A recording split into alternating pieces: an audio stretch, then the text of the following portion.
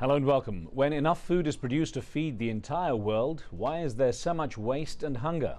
It sounds simple, but there's something fundamentally wrong when, according to the UN, nearly 1 billion people are undernourished.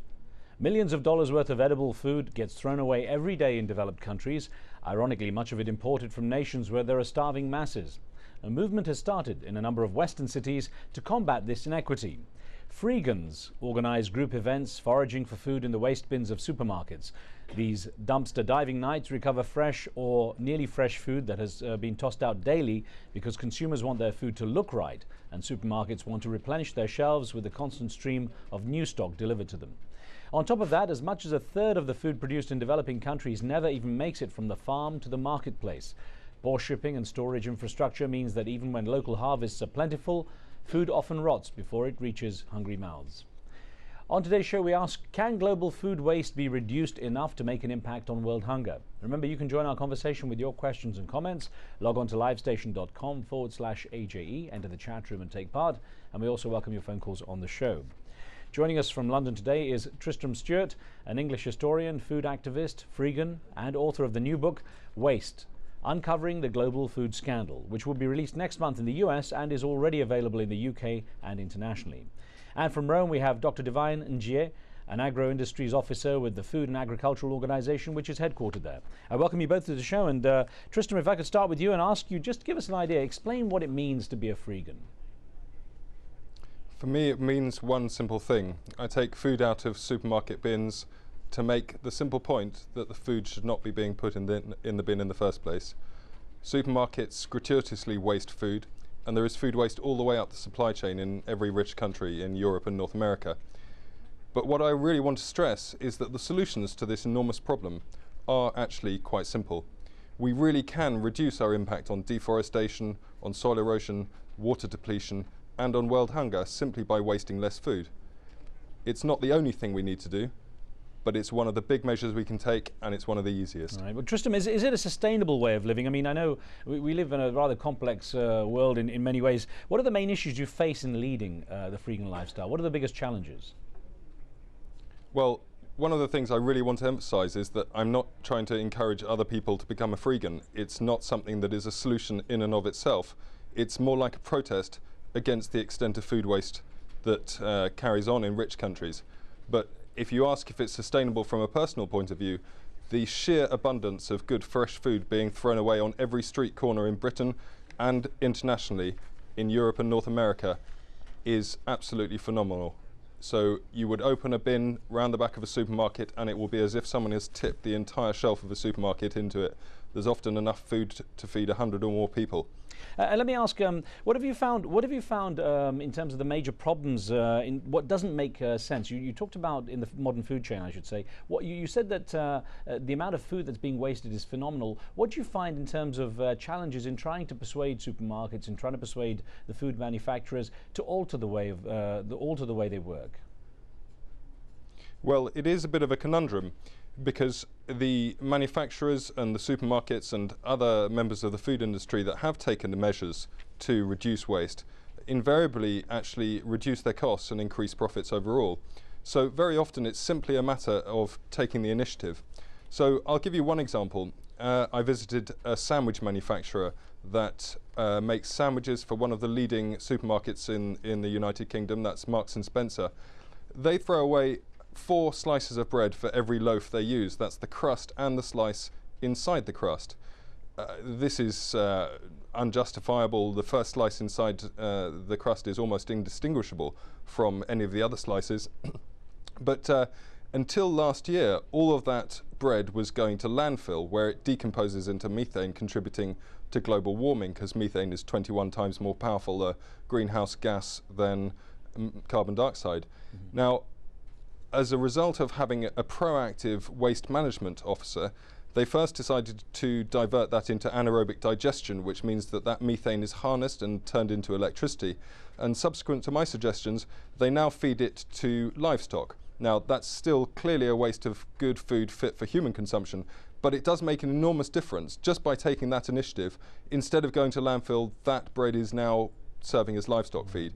And by doing so, they saved about £200,000 because they don't have to pay for the disposal cost. Instead, they sell the waste bread to farmers. There really are initiatives out there that are very simple, cost effective, and can reduce the impact that we're having on the environment and on global hunger. Well, let's bring back Dr. Njie, who's joining us from Rome. And sir, you were giving us your perspective on the food issue, the global food issue. Yes, and the point that I wanted to bring into the discussion is what you had in your introductory remarks, which is related to the high level of losses that are occurring in developing countries, and which are thereby, affecting food security in these countries. You mentioned figures of about 1/3, 30%. It does vary, depending on the crop, depending on the local situation, the climate, temperature, and humidity. For grains, it could be in dry conditions.